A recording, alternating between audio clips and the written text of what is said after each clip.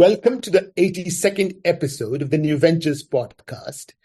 I am your host, Sanyal, the founder of Regain Paradise, a boutique climate finance firm and a visiting fellow at the Cambridge Judge Business School. In my continuing series on understanding the links between climate change and food security, today we take a deep dive into understanding the Suchana program, a 6-year-long nutritional program that aimed to reduce stunting cases among children under the age of 2 in 2 districts of Bangladesh. To do that, we have 2 guests again, Sheikh Shahed Rahman, who was the chief of party, which actually means the head of implementation of the Suchana program, on behalf of Save the Children, an international non-government organization which works for children. And Rubaiyath Sarwar, who is the managing director of Innovation Consulting, a management consulting firm focused in the development sector. Welcome, Dr. Shahed and Rubaiyath. Hi, Sanjoy. Hi, Sanjoy. Thanks for adding me into this discussion. To start off, maybe I'll ask Dr. Shahed you to first introduce yourself to our audience. I'm Dr. Sheikh Shahed Rahman, working in the public health sector for the last 18 years, mostly in the food security and nutrition program in Bangladesh. I had an opportunity to work in the Suchana program as a chief of party since 2018. And Rubaiyath, maybe a little introduction about yourself. Thank you, Sanjoy. I'm Rubaiyath Sarwar, managing director and lead consultant at Innovision. I'm an economist, but I also have degrees in business administration. I've been working consultant in international development on systems change for last 2 decades, pretty much around the world, but heavily focused in Bangladesh, around Southeast Asia, West Africa, East Africa, MENA, and Southern Africa. And Dr. Shahed, it would be lovely to know a little bit more about yourself, your background, to what you did before Save the Children. Actually, I was working in the public health. I started my career in the Pathfinder, specifically on the government service delivery component. And then it has an opportunity to work with the Food Security and Nutrition Program funded by USAID and FCDR in European Union. So my whole career has been invested to learn about the food security and nutrition with the climate change component. I had a medical background. I have been graduated in medicine, and then I had a public health degree from Rollins School of Public Health, and then working in Bangladesh and part of Ghana and Sudan. So that was a brief introduction about myself. Yes, very interesting actually. And Rubaiyath, how did you get involved in the Suchana project? We got involved as a professional service provider through tender process, competitive process, when Suchana was looking for consultants to undertake their semi-annual surveys. And then we did 2 rounds of surveys for them. We also did 2 more studies. One was looking at how Suchana was engaging different market actors to deliver the nutrition-sensitive interventions. And also we worked with Suchana later on a scale program, which they called a replication program, where they looked at 8 different practices and they scaled it through different government agencies. We reviewed the interventions and explained to Suchana how those were bringing about more systemic changes and what needs to be done in the future. Let's go in and talk about the project in detail. Dr. Shahed, obviously I'm going to start with you. Tell us a little bit about the project objectives. And when you came in to Save the Children, was the project already defined? Just tell us those early days. The early days, there are some operationalizing a large program like Suchana. The extent and the breadth and width of the program is huge. It was a 49.3 million British pound sterling program, and there were 8 partners and 1 research partner. ICDRB, Save the Children, was the management agency, and there was 3 large international NGOs and the 3 local NGOs. Helen Keller International, then World Fish and International Development Enterprise. Those are the partners we have to work with. So initial 2015 to 16, there was some struggle and challenge to roll out. And I would really refer to the program design here.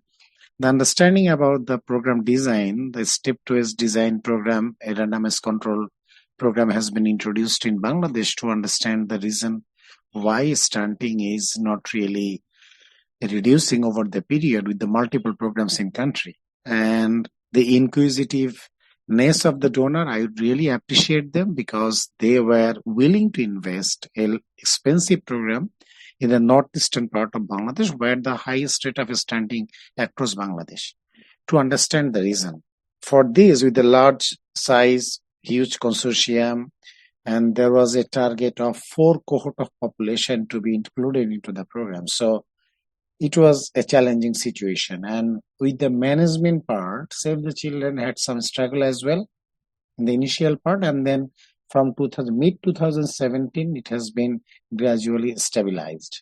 I joined 1st January 2018. I have seen the initial struggle, but then it was coming to an end. And over the period, I would say Suchana had some struggle with the COVID and the large scale of floods in Bangladesh. And that part geographically is really vulnerable. So that makes me curious to ask you, Dr. Shahed, who funded the project? I mean, you had so many partners and it was a significant funding, right? Yeah, significant funding. I mean, the major funding came out from European Union and FCDO. Both of them, they funded the program for the 6 years. My question to both of you would be, and Rubaiyath, you have worked in this field for a long time. Why was in these two districts stunting among children a problem? As you and me have been discussing, it's not always about poverty. The causes of stunting has multiple dimensions. You might consider the biological cause, you might consider some social cause, you might consider some behavioral cause. The reason why the high rate of stunting in Sylhet, there was some assumption and some study findings that the biological causes are highlighted, the maternal stature and then education level, and then obviously access to health and nutrition services. And most interestingly, the first childbearing age in Sylhet is much higher than any comparison to any other district. Like Sylhet, compared with the southern district Khulna, the early marriage rate is highest in Khulna, but first child born in Sylhet is a little bit well ahead of time. And then that has a significant impact on the intrauterine growth retardation. And that causes some degree of stunting. And the behavioral cause, obviously, but we found with the initial scoping study and the baseline that there is a huge social inequality there. Climate change effect is there. Poverty, obviously, because in Sylhet, there is a huge rich population. And at the same time, in the bottom, there is a huge poor population. And the population mostly are migrated from other districts to that part of Bangladesh. So the societal cause should be there, social cause. And behavioral cause, mostly there is the very poor access to diet services from the government service mostly. And obviously the household wealth, asset and income. No, I think I totally agree with your observations. I just probably want to add one more point. There's also a cultural issue probably there. When you talk about the early marriage, early childbearing, that's cultural. So in my different assessments, I've often seen in Sylhet, you also have, say for instance, Sunamganj, it's not one of the poorest regions in the country, but it does have very poor sanitation status. So some of the effects in that region, I find, is also a bit behavioral and cultural, like you were pointing out, Sheikh. So to many of our audience who may not be familiar with the map of Bangladesh, the project was implemented in two districts, what Dr. Shahed and Rubaiyath are talking about, which is on the northeastern part of the country, which is Sylhet is actually a tea growing area of Bangladesh, very beautiful in case you want to visit. And Maulavi Bazar, which is actually just below Sylhet, is used to be part of Sylhet, I think, at some point. Again, on the east and just south of Sylhet. Dr. Shahed and Rubaiyath, I think it'll be interesting to understand, because we know all that women have children early, that often leads the children being stunted. But the social inequality part, that couldn't quite understand. Why do you think, Dr. Shahed, that played a very important role, the area? As you know, Suchana program, the target population was the poor and extreme poor, the bottom quintile of the population.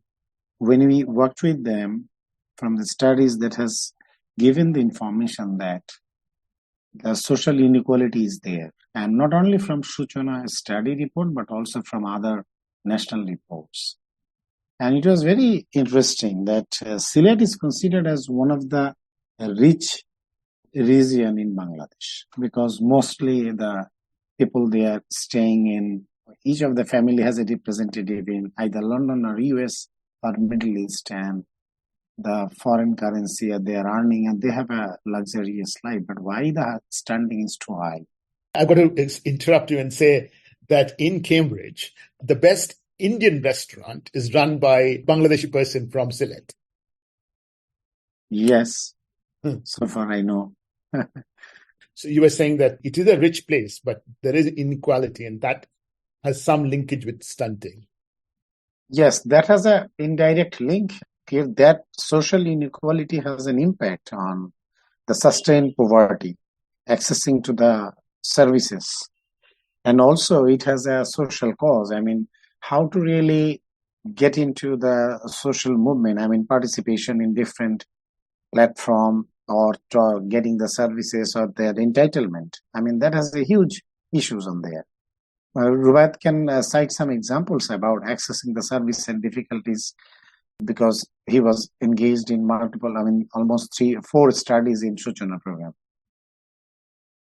So there's, of course, the income part, and also, like Shahed was explaining, education, income, awareness, all of these play a role in ensuring these households are aware, are informed, and they're taking the right actions to improve their conditions. First and foremost, this is anecdotal, but if you go to the region, you will see that there are many youth who are just sitting idly on the roadside. And if you ask them, aren't you going to college? They will say, no, we're not. Then you ask them, what are you waiting for? I'm waiting to go to London. So like Shahed said, so there's a strong connection when that is an advantage for the region, that is bringing money, but not all of them are succeeding, like the one that you're explaining, who has a huge restaurant in Cambridge and one of the most successful ones. Whole region is a very, very unique feature in terms of economic participation. Also, bear in mind the tea state, so that also explains the inequality. So the tea states, the tea workers, they're very, very poorly paid. There's huge, let's say, concern movement around that. They're minority people. They're not paid well. They live within the community. All of these together creates a huge inequality in that region. And then people, as we are explaining, they don't really have the right kind of behavioral mindsets to access those services and to avail them of the proper food. Okay, I think I understand the context of the problem, at least to a certain extent. We'll move on to understanding the design of the project. And I think Dr. Shahed already mentioned that, it was quite interesting. So maybe I'll start with you, Dr. Shahed. Tell us a little bit about the project design. It has a very formal program design, a randomized control trial, step-based design that has been possible to design because of, as I mentioned, I mean, we should be thankful to donor FCD and European Union. Now, there was a 4 cohort of population that has been planned to operate, and each of the cohort will have a separate population group with an intervention period of 36 months. And these 36 months, all the population of those unions will be exposed to the program, the full set of program interventions, which are the nutrition sensitive and nutrition specific interventions. While they designed the program, the initial part, I mean, the cohort 1 and the cohort 4, I mean, typically there was a very poor evidence in Bangladesh that the stunting reduction, what are the reasons behind? And when I'm talking about this program design, that is in 2013 to 2014, to Save the Children has a program implemented in southern part, and from there they designed this program and proposed to FCDO. The evaluation design also been placed together.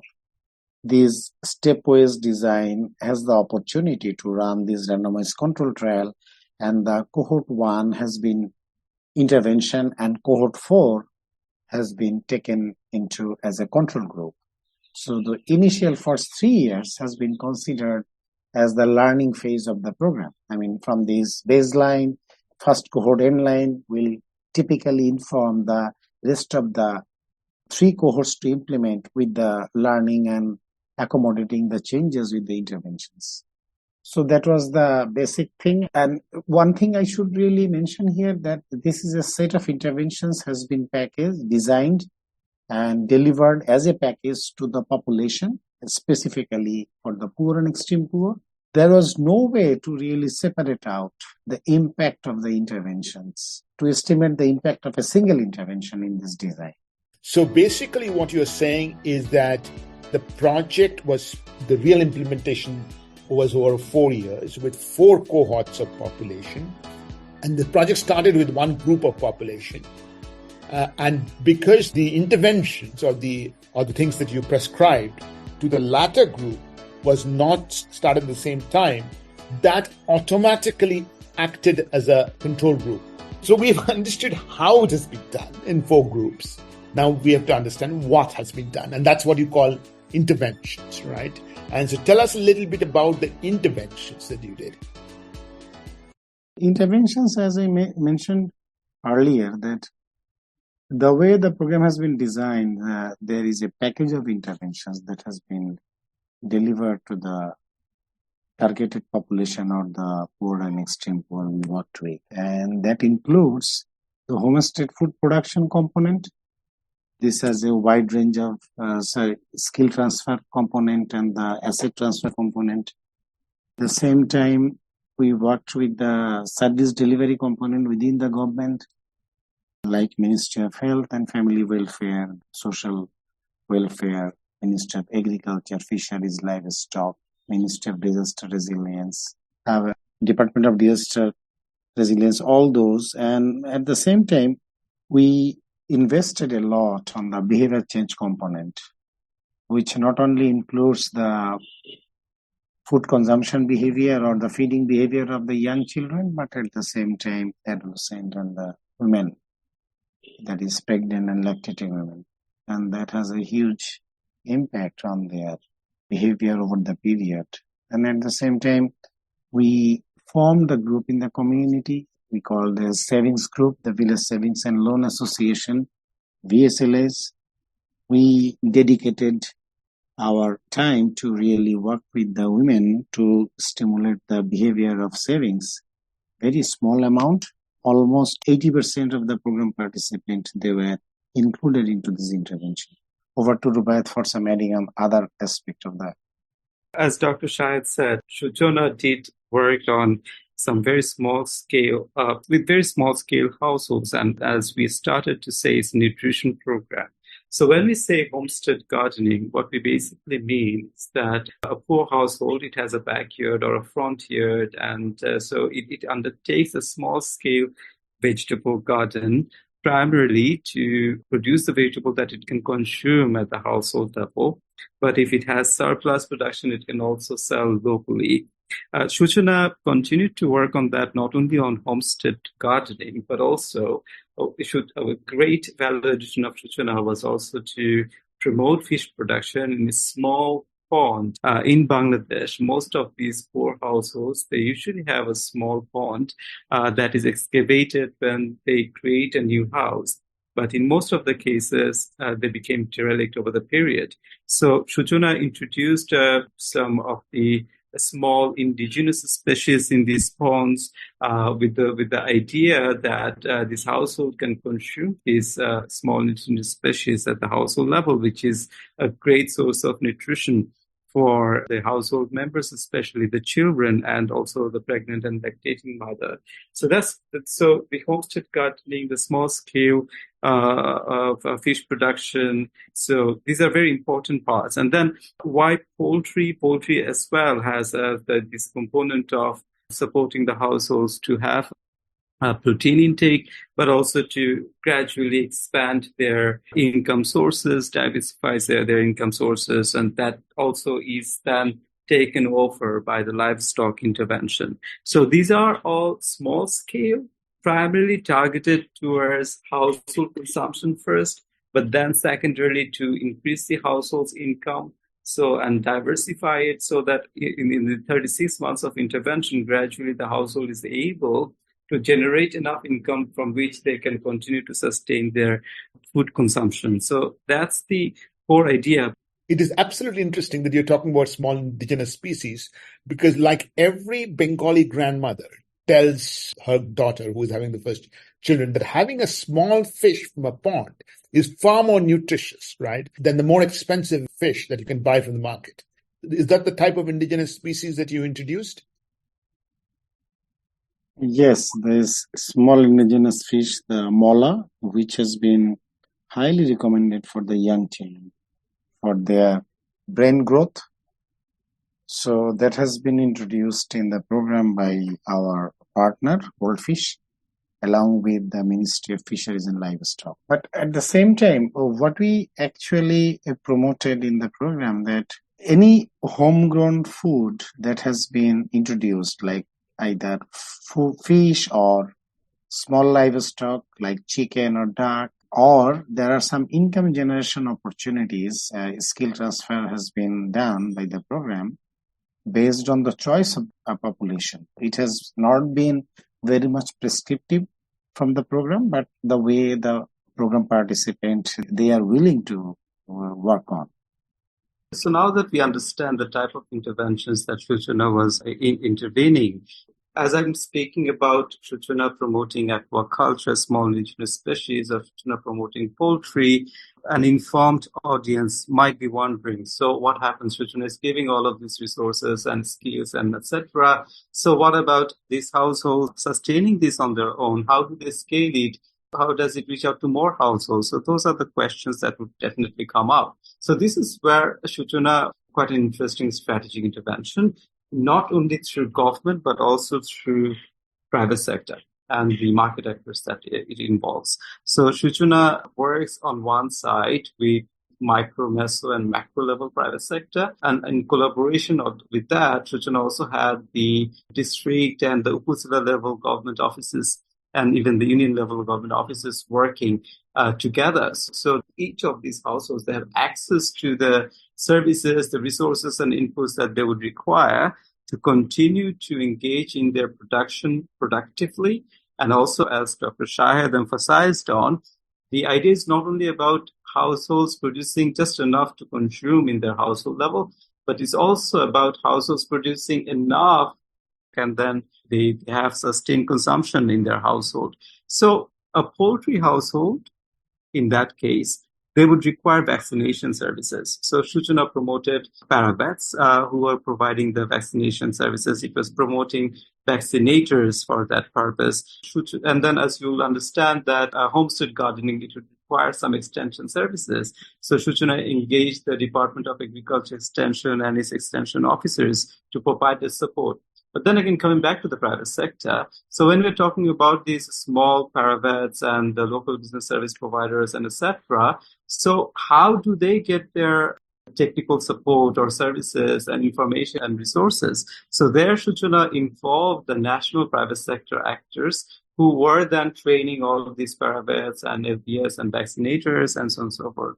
So eventually what happened, as we also found out in our assessments and the studies that we undertook for Suchana, is that these national private companies, they embedded these local service providers in their own distribution and their end market strategy to reach out to the farmers. So that's a systems change that Suchana achieved. Involvement of the private sector, that is, of course, an important part for the sustainability of these projects. But I think I want to understand a little bit more clearly how that was done. So, and I'll pick an example that you gave about the paravet. Is the paravet a private person or is he employed by the government? I suppose he's trained by a government organization. When you talked about a national level private organization, what are these? Help us understand this private sector intervention in more detail? To understand the Suchana's private sector interventions, let us first try to understand that there are three different levels. There are micro level. What we mean by micro level is the households. And then we have the meso level. What we mean it's the meso level are the vaccinators and the paravets. Now, when I talk about local business advisors, sales agents, vaccinators, paravets, or fisher folks, which are locally called as patilwalas, these are individuals, these are youth, men and women who are employed, who are primarily self-employed, right? So they're not engaged by private sector, they're not government agents, nothing. They're individual youths from the locality who are trained to undertake certain services. So a vaccinator provides vaccine.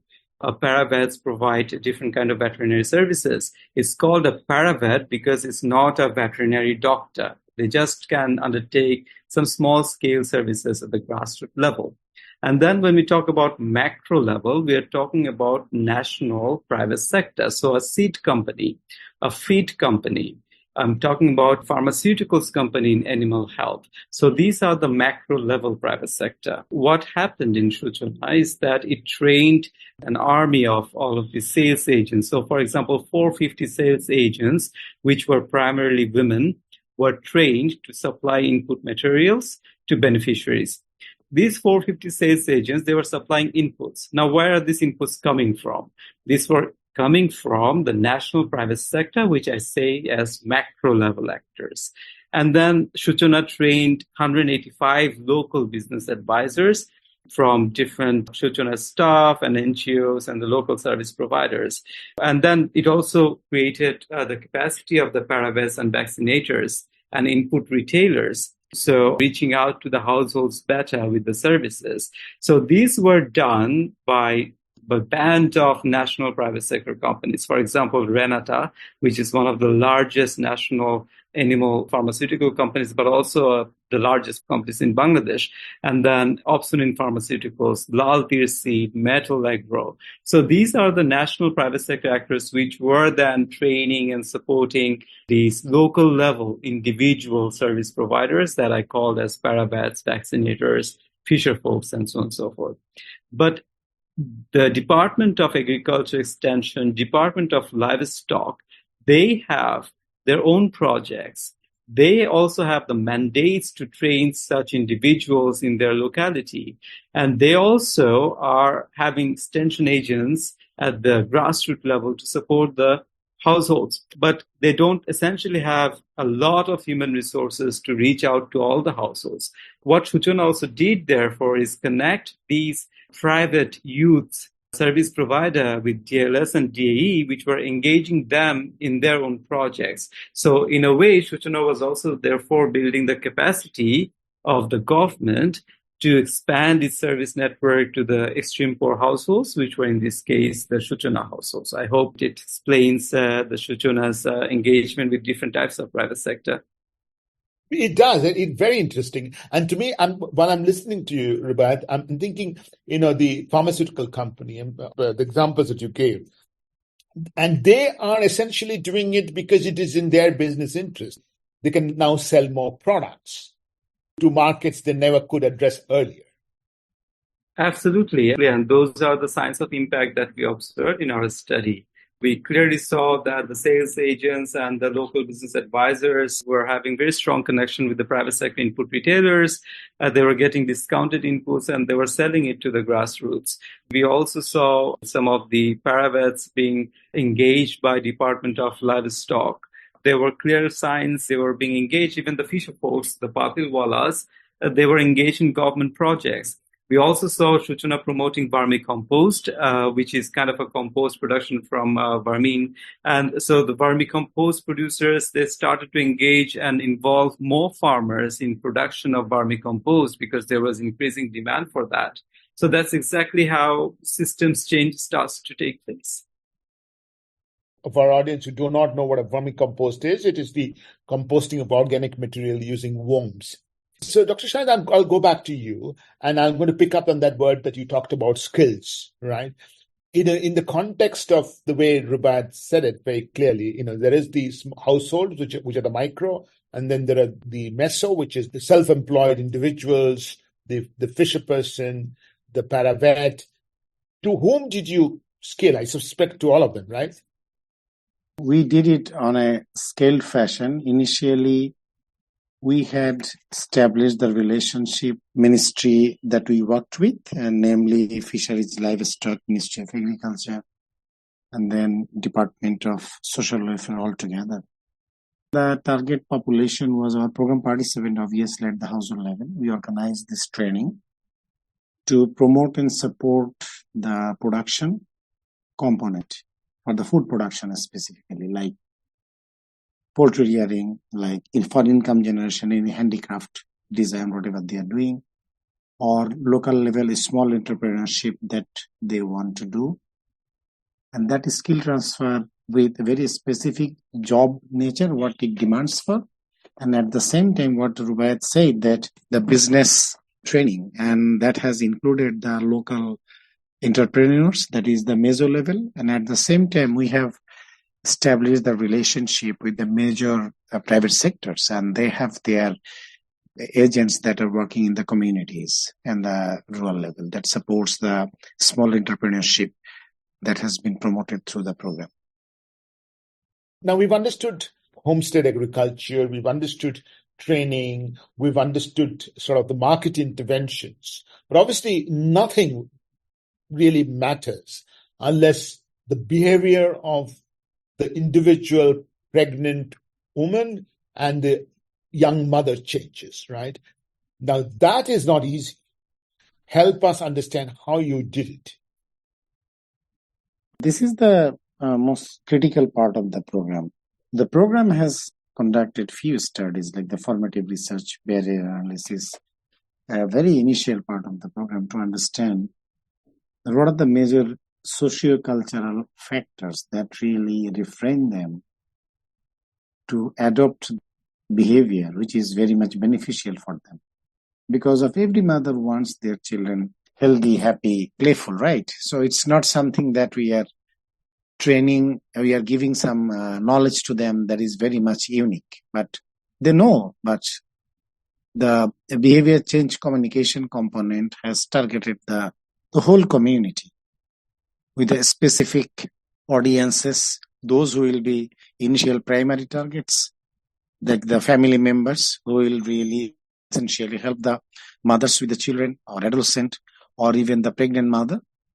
And then the other layers of the society, I mean, the religious leader, service providers, private sector, I mean, the government extension agents.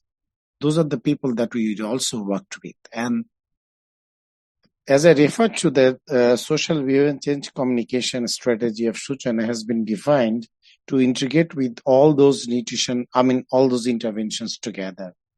For an example, like a household who is entitled to get a social protection support, so the social behavior change component has been devised to support her how to utilize that component to improve their consumption pattern or how to invest into their families, into the young children.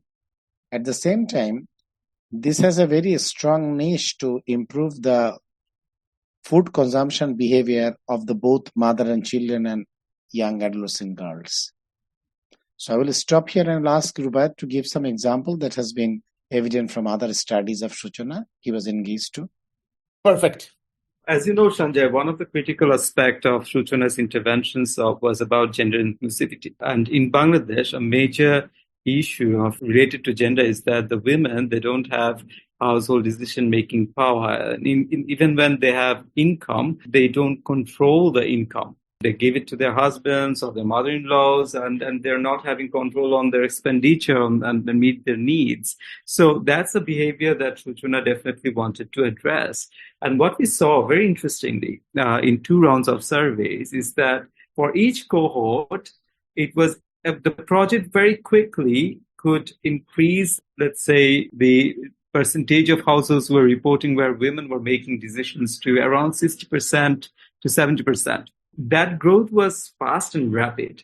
But then across the cohorts, we started to see that beyond that, it was not possible to push it further. So that was very interesting finding for me as a researcher on this, because what I could relate to with my other research is that even though we feel like we can change everyone, that's almost an impossibility. And that's exactly what we were seeing in Suchana program, that after we have reached the threshold of around 60% of 70% households where women are reporting that they now have active decision making due to the project interventions, after that, it becomes very hard to change.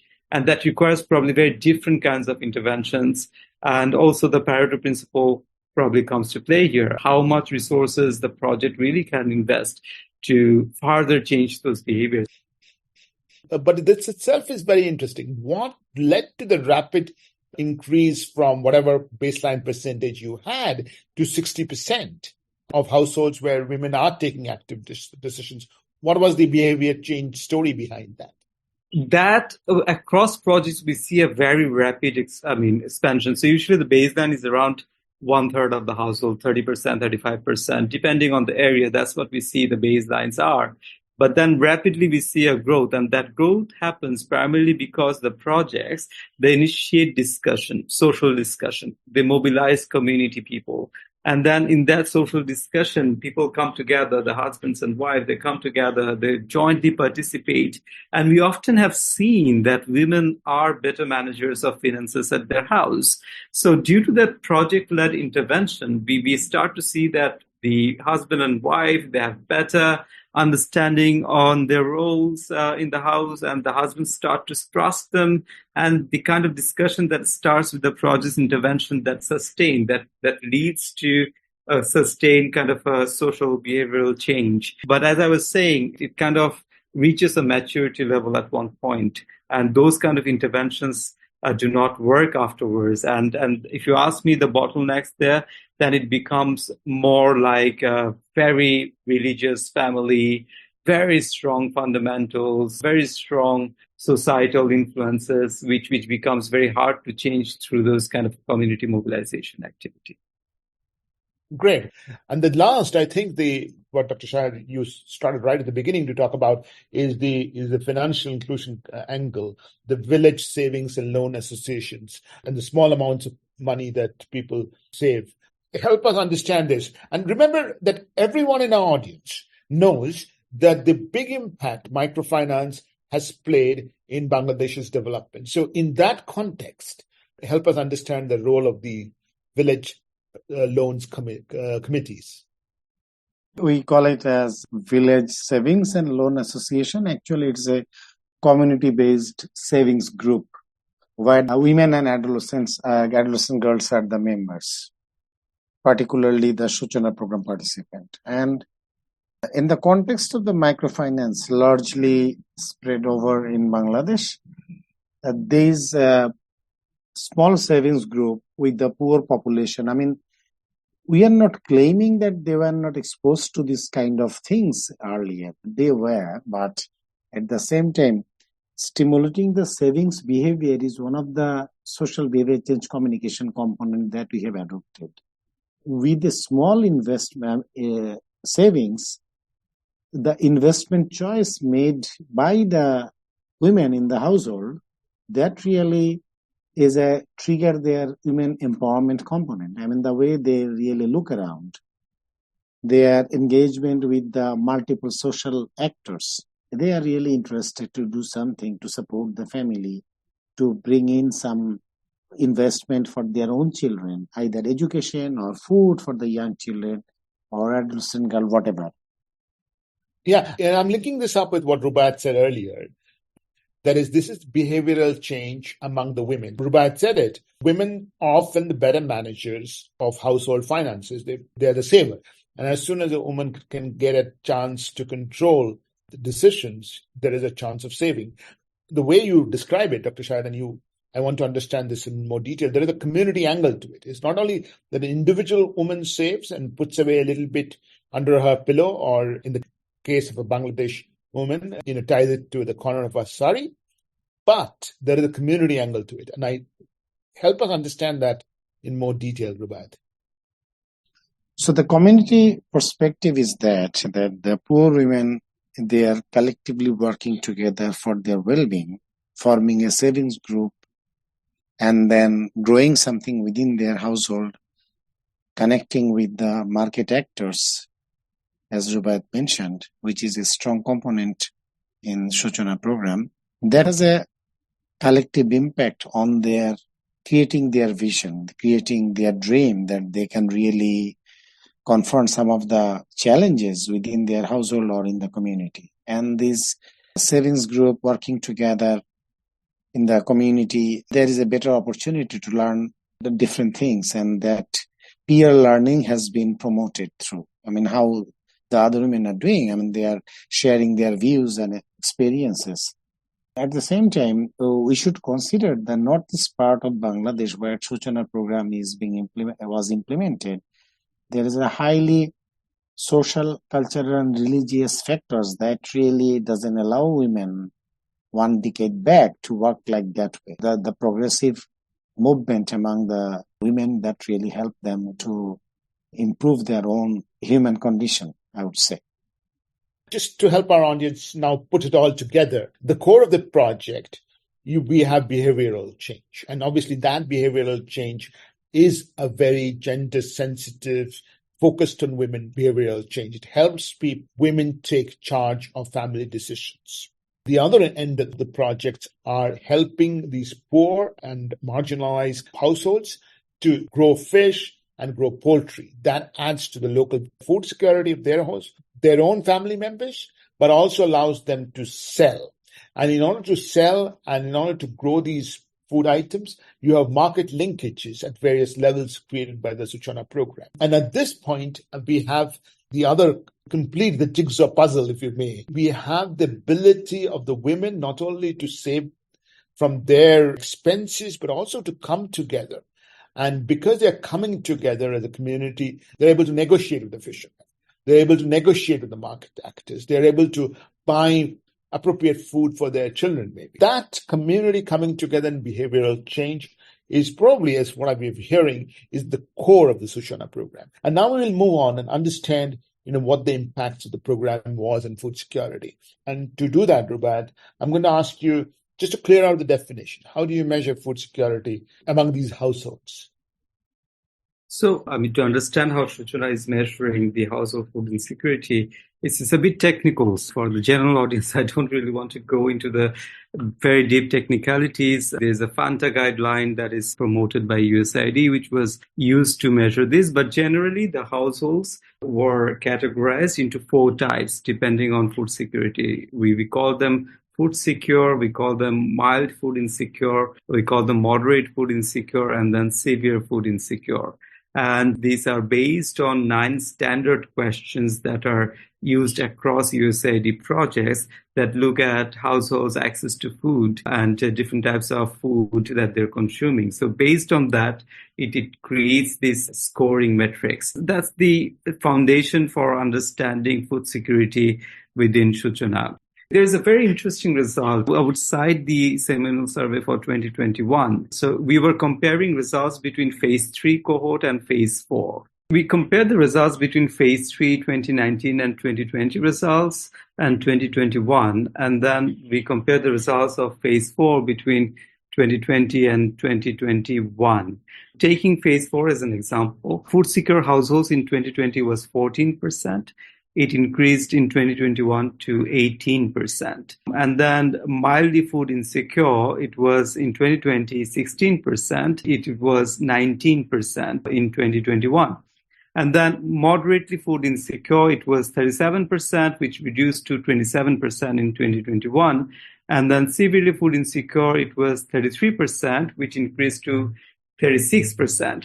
So what was pretty interesting to observe is that there was kind of a movement upward and downward. So middle households, they were either becoming food secure or they were also becoming food insecure. And then it was also the COVID time. So what we were seeing is that the COVID impact was having a significant impact on the bottom ones, and they were getting into more food insecurity. But those which were on the middle one, they were through the program interventions, they were improving their status. But overall, the food insecurities access scale, which is called HFIS in Suchana, it remarkably improved between the phases. In 2020, for phase 4, it was 7.8, and in 2021, it was 7.071. There was remarkable increase in that, despite COVID-19. We began the discussion about stunting, and that's why you focus on these two districts. How did the food security improvement, in spite of COVID and in spite of certain households being pushed back deeper into poverty, which is what we've seen all over, how did the stunting figures change? Yes, I can refer the final evaluation report that has been conducted in 2023 after the implementation has been completed. With the baseline, we have seen there is 53% stunting among the children under 2. By end of the program, representation from all cohort together, we have seen it has come down to 24%. More interestingly, there are some global evidences that really talk about that average stunting reduction with a food security program or health system program like that, 2 to 3%. But in Suchana, we have seen the average stunting reduction 5.45 or 5.5, which is a bit higher over the period of 5 to 6 years. We are fully convinced with the result because the way the program has been designed, it has a unique feature of the both nutrition sensitive interventions. There is another aspect of working with the multiple sectors like the government, private sector together with a strong push to the social behavior change communication and gender component. Yeah, I think this is very interesting. And what I think we should also understand is what Rubaiyath said about the stunting is related to the diet diversification, the type of food that the child eats, right? And I suppose it's the type of food the child eats up to 2 years age. From what I understand, it is during COVID, what must have happened is that people were fed more carbohydrates. But in a normal case, you would have more proteins and vitamins coming from the vegetables, which is related to your homestead agriculture. Is that what happened? Yes, that's very interesting. During the COVID, the homegrown food component was alive there, right? Because that is within the household. They continued. The program has cash transfer during the COVID to the program participant. And that has really helped with these small savings, cash from the Suchana program, and also the government extended their support largely in the both urban and rural, both areas. You see the overall, the financial instability within this poor and extreme poor, even though the COVID was there, they were largely supported within the communities. And in Sylhet, we have seen the whole community support system was excellent to support their livelihood at that crisis period.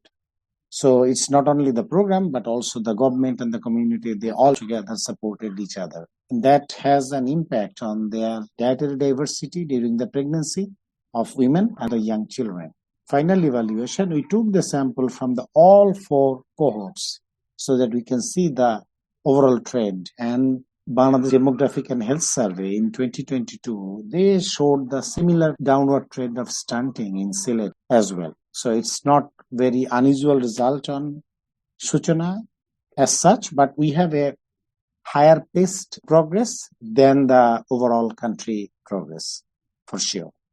But there is a very similarity about the overall reduction of stunting in Bangladesh, and I would like to request that to note it that it has been done after the COVID. So the shock, both at the human shock, the disease shock, and the societal mental shock and the financial shock, that has been coped well in Bangladesh with a very small mortality rate as well. To conclude this section, this is an important point, perhaps the summary point, which is that the stunting fell across Sylhet, but stunting fell more in the Suchana households. What was the differential numbers, if you may? The differential numbers in Sylhet, it was 34%. But in Suchana, among the Suchana program participants, it is 24%. That is the 10 percentage point difference. That perhaps explains the value of this project. If I have to boil it down to one number, perhaps that's the number, that 10% is the number. This is a 6-year project, and we had COVID in the middle, and we had the devastating floods of 2022 in this very same area, actually, Sylhet area.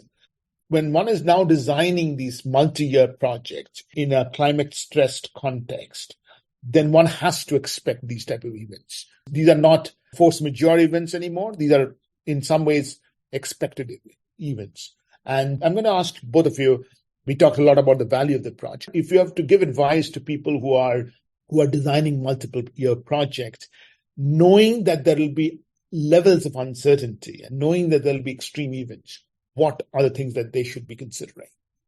It's a very, very, very important point, Sanjay, that you ask, that we need to take all of these climatic shocks as given. And in a long project for 5 years or 7 years, it's almost certain that these kind of shocks will occur at least once or twice. And also, many of these projects are implemented in climate vulnerable areas because that's where the extreme poor are in most of the cases. I have seen a few important programmatic aspects that we are now recommending in the design stage already. The first and foremost one is to have a precautionary cash transfer capacity within the program. Some funds need to be there so that in such a case, a provision can be made to provide emergency cash transfer to the households which are most affected so that they can build and regroup.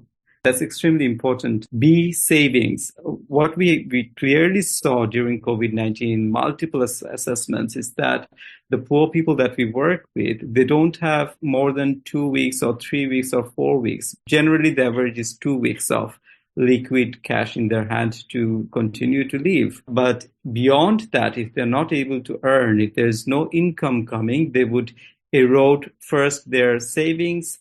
If they don't have savings, they will start borrow informally from relatives. And then if that is not enough, then they will start to borrow from local money lenders. Eventually, 2 months or 3 months cycle, if they're not able to back to income, they are severely burdened with informal credit.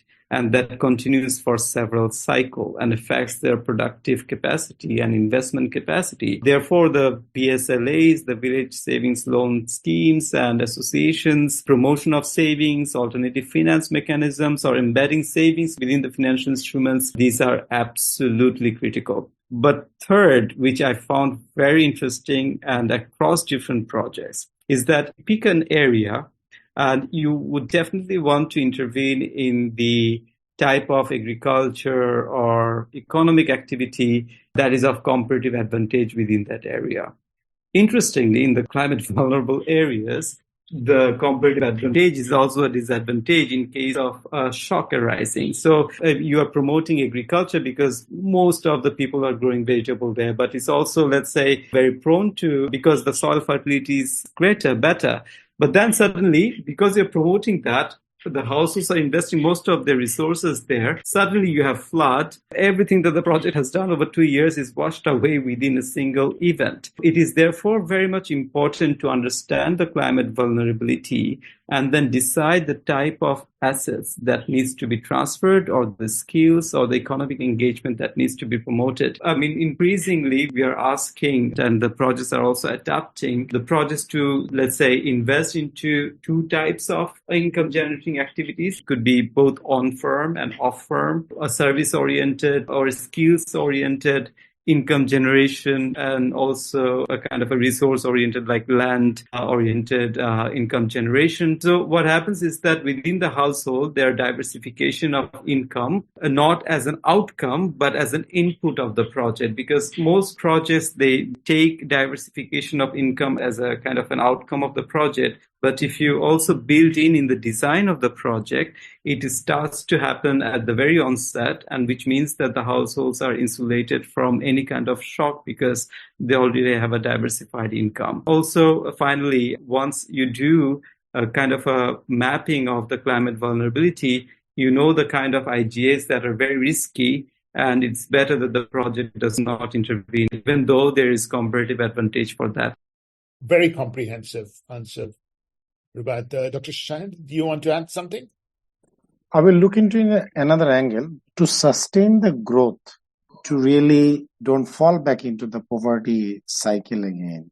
It is very important how this poor quintile of population has been connected into the service delivery, either government or the private sector, which is very important. And to support that pathway, how to really navigate the pathway during the project period, most critical is after the project period. We are stimulating the demand for sure.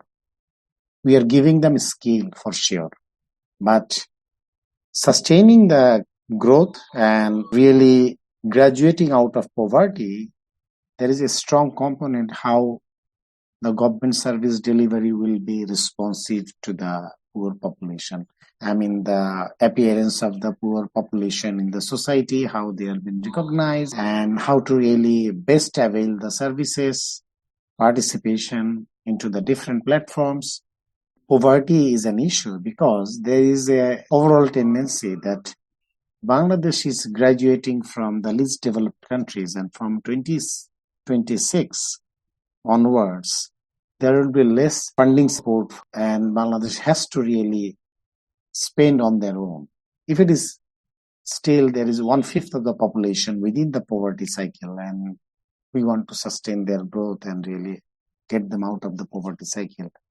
How to really work on those societal and government system component support that we really look forward. And the second one is, I would really request to consider that the cohort approach is good, but the less number of cohort, and for the stunting reduction, we should really look forward for a longer period of program, like 5 to 6 years.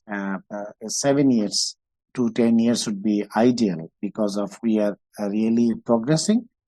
But the bottom part of the progress, that really takes a longer period because the whole lot of underlying and basic cause of malnutrition, which is very hard target. So it might take a longer period of time. It's not a very generalized program approach that really helps. So it depends on to what and to whom we are working with and to what aspect the program changes has been designed in the program. And that brings me actually to my last question. This problem is not just these two districts and the number of unions that you worked in these two districts. If you have to accelerate the stunting reduction in Bangladesh, do you have to spend this entire 40 million again, or are there ways to apply these lessons and do it more efficiently across the country?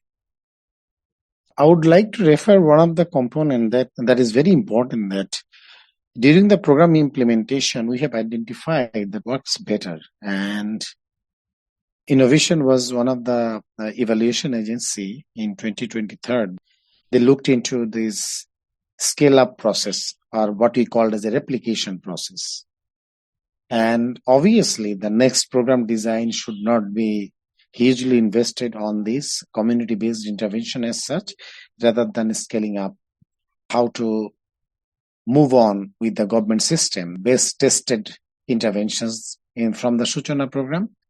And to do that, most interestingly, the government investment plan. It is very important to have a dialogue that what are the key areas government want to do that. And there are some pocket areas in Bangladesh. So it's not a overall everywhere the stunting rate is very high. So we should look around the very specific interventions that is required for the specific population group. And obviously the government, they has to recognize that what kind of support they need from the developing partners. Not always this large kind of program will be required across the country.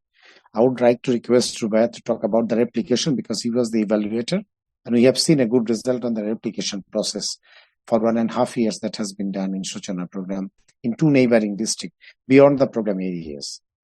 Thank you, Dr. Shahed. So actually, the replication program of Suchana provides an important understanding of how we can probably scale these kind of projects in the future.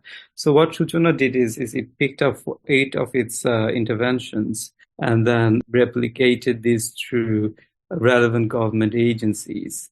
So the idea was that since we have proved the cases, the innovations that we wanted to promote, how about having the government agencies pick it up and then, let's say, demonstrate to more areas? We also saw that the government was going to have more fund from the likes of World Bank in case of, let's say, agriculture and so on and so forth.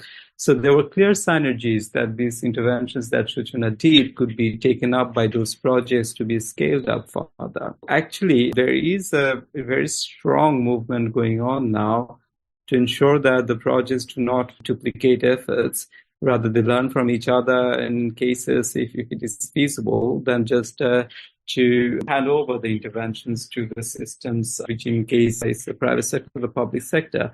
I would actually advocate from the lesson that we learned from Suchana is that there can be actually a project itself that instead of directly funding to the households, can just take up the lessons from projects like Suchana and do an active facilitation across the institutional stakeholders, an active lobbying kind of a project that promotes the institutional stakeholders or stimulates them to adapt those interventions and integrate it to their core operations. There is actually a huge scope for that. We know that this often do not happen because with projects, the institutional memories are gone, even though there are papers and reports. And even with the institutions that we have, the government stakeholders that Suchana partnered with, they will probably go to another area. Now, that's where also there is a very interesting finding that we have, and I would conclude with that. What I saw very interestingly is that, let's say, a government official, he or she does an intervention together with Suchana in, say, Sylhet or Moulay and she finds it as a very interesting one. Now, she goes to the southern coastal part of Bangladesh, and she immediately asks her people that, why don't you do that? So that also happens because these government officials, they also want to be valuable in their area. They want to be seen as promoters of innovations. So much of these innovations, they continue to spill over across the country, and we do see their remnants everywhere. So to sum up, take the key learnings from large-scale projects like the one that you did, help the governments learn it, and then as government officials get transferred, they kind of diffuse the learnings across the country. That's kind of the message that I'm getting. And that's, of course, a very practical and useful message. With that, I've come to the end of the podcast. I'm going to quickly ask, and if people want to get in touch with you, how should they? You can reach me for any further questions. Shahed Rahman in LinkedIn. My Gmail, shahedrahman@gmail.com. Thank you so much, Sanjay. It was a lovely discussion, and definitely I'd love to follow up. And those who are listening, if you want to reach me out, in profile can be found as MD Rubaiyath Sarwar and rubaiyath.sarwar@innovision-bd.com. Just search Innovision, INNOVISION. Go to our website, find me there, and reach me out. With that, thank you very much, Dr. Shahed and Dr. Rubaiyath. I think we did a reasonably good job. We can credit ourselves of having explained a fairly complicated project to a general audience. Thank you. Thank you for inviting us.